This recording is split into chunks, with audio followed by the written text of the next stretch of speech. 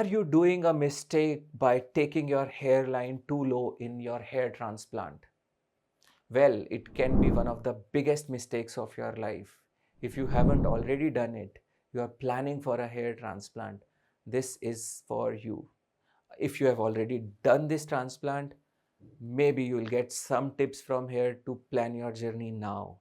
So watch this video till end. I'm your friend Dr. Shail Gupta, and if you haven't already subscribed the channel, do subscribe it and don't forget to press the bell icon. Now coming to the hairline. See, everyone dreams of having a hairline of his teens. They want to go get it down, especially young people around 20, 25 years of age. They want hair transplant and they want really low hairlines. But there are a lot of risks involved in this. First of all, do you think all the hairlines which are low, they look good? Is low hairline the only criteria for an aesthetic hairline? No. There are some proportions which we have to maintain. Very low hairline can look ugly and unnatural. One of the famous singers, I love Akon. He has got a transplant and got the hairline quite low, which has actually disturbed the proportion of his face. Let's take another example. Mr. Elon Musk, the iconic man. He had got a transplant done in 2002. I've made a video on this. The link is given in description. He kept a very high hairline. And at that time, he had donor, he had money, but still he opted for a high hairline. He waited for around 6-7 years, brought the hairline low, and even after 20 years, he has hair on his head. Now, all this is because of good planning. So that is why you really need to plan your hairline. Don't take any impulsive decision. That's very important. So what are the risks associated with low hairlines? First of all, you don't know how your hair loss is going to behave, because hair loss can be progressive. Right now, if you need a very small number, maybe 2000, 2500 grafts, and you have plenty of grafts right now, but who knows, maybe if you get it very low, after one point of time, you will be losing hair from the back, and even the transplanted hair can thin out. You may need reinforcements here, or maybe in the transplanted zone itself. Let's take this example. This patient got 3 transplants before coming to me, and all the 3 transplants were done in the frontal portion because he kept the hairline low, and then the hair loss was progressive, and all the grafts were consumed in this portion itself. And look at his donor, all gone. And look at the gaps which are visible now behind the line, which really looks horrible, and he is not left with a lot of options. Do you understand this?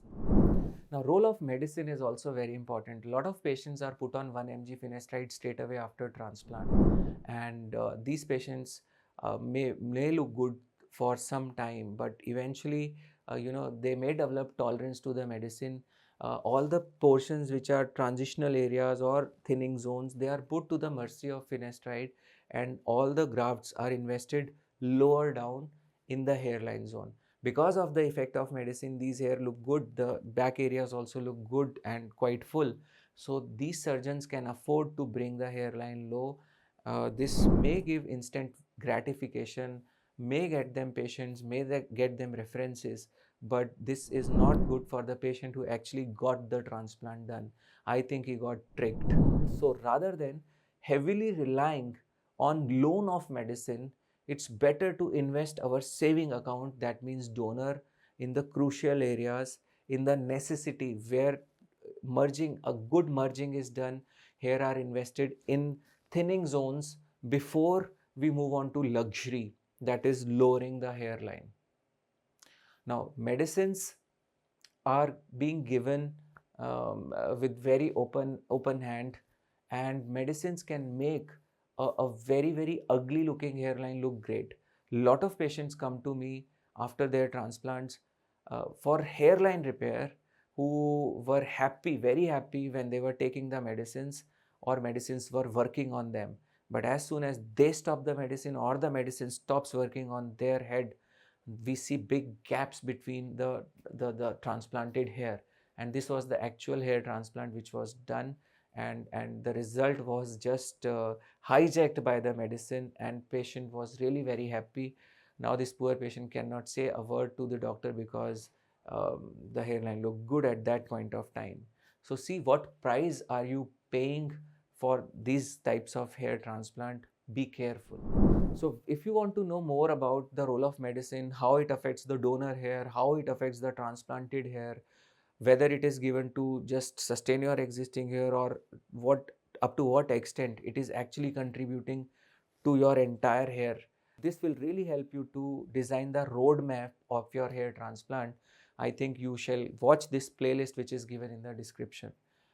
Do in-depth research before taking a call on this. Now, as I told, medicine grows you a lot of softer hair even in apparently empty areas. So three important aspects of hairline transplant: merging with the existing hair, density, and the softer look of hairline. Now you see these pictures where no transplant has been done, and the apparently the area was completely bald. With just 1 mg finasteride, see the amount of growth which has come in the hairline zone. Look at the temples, they have got a decent, very nice, beautiful looking coverage, and the softer hair which have appeared in apparently completely bald area. Now you imagine if some grafts are put in this is going to look an amazing transplant, and that's what is being sold to you. So be careful. A very ordinary ugly hair transplant can be sold to you with the help of medicine, packaged, wrapped up in the medicines. So be aware of these hijacked results. Otherwise you will have very high expectations from your donor and from your surgeon, and eventually they won't be able to meet it. When we actually create a nice hairline without help of medicine or with very small doses of finasteride, the effect which you get from the medicine is directly proportional to the dosage. Now you can see in these patients here, when we reduce the dose of finasteride, the effect came down directly proportional to the dosage. And in fact, another interesting case which I'm showing you here, transplant was done, no finasteride was given up till 10 months. You can see there was very little growth of transplanted hair. We added just 1.5 mg finasteride per week, and look at the change, look at the hair growth in just 3 months time. So medicines can really make it a complete ball game altogether. So now I'm showing you some results where we did not use a medicine at all, no minoxidil, no finasteride, and look at the beauty of these results, the density, the coverage, and the sophisticated hairline, which is actually mimicking nature. One of my results, like you can see, the hairline is awesome, amazing, no minoxidil, no finasteride. I'm not saying that we don't give this medicine to anyone, but yes, if someone chooses to opt out of the medicines, he must make sure that he chooses a surgeon who knows how to deliver results without medicine. Yes, people who are so used to taking help from the medicine, and that too at this dose, 1 mg per day, they may not be able to deliver you the goods. Make sure that you get it right, and obviously you have to plan it right to get it right. Just imagine what will happen if these guys or me, I start taking finasteride 1 mg per day. This result is going to look killer. Okay, so even if the results are being sold to you, showing you celebrities, cricketers, actors, and all that stuff, singers, don't believe it. Okay, don't believe it. Always remember, if you remove finasteride from those results, probably you won't even think of getting the transplant done from those places. Be careful, be smart, use your brain. Who can get the hairline low? If I see, compare young patients less than 25, 30 versus 45, 50. Now logically you would say, okay, anyone with less age, maybe less than 25, would go for lower hairline. No, they should not go for low hairline, because hair loss may progress. In fact, a patient who is 45, 50 can still go for a low hairline if it suits his face and personality, because there is good amount of donor still left and the hair loss is unlikely to progress. So planning of hairline is most important, and during planning we have to keep the interest of patients in mind.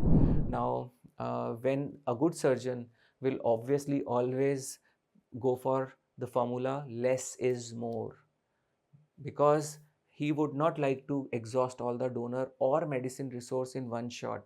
While if the surgeon is just caring about his own marketing and showing results and all that bluff, so probably there he'll go for huge number of grafts and illogical doses of medicine, never considering microdosing or something like that.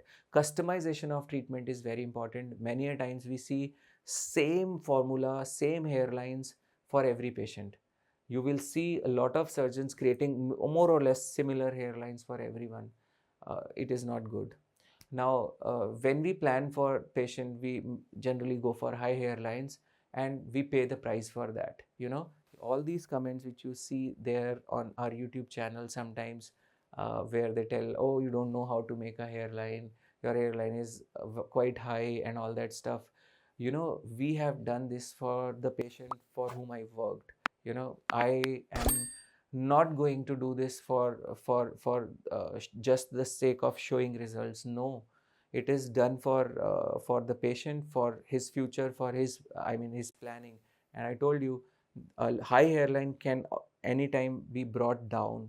But if you think that hair transplant is one time phenomena, and you just want to do it once and you want to get it right, it may be the biggest mistake of your life.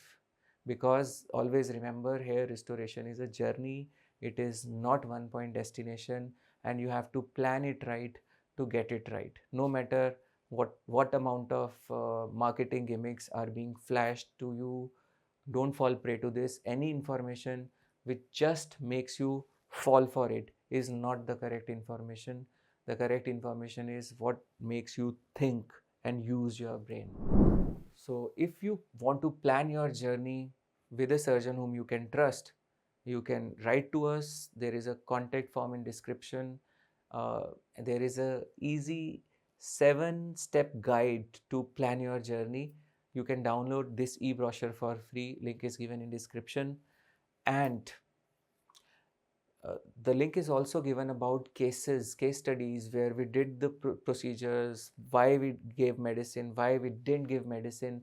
Everything is there on the website. Go and visit the website. That's the Bible of hair transplant.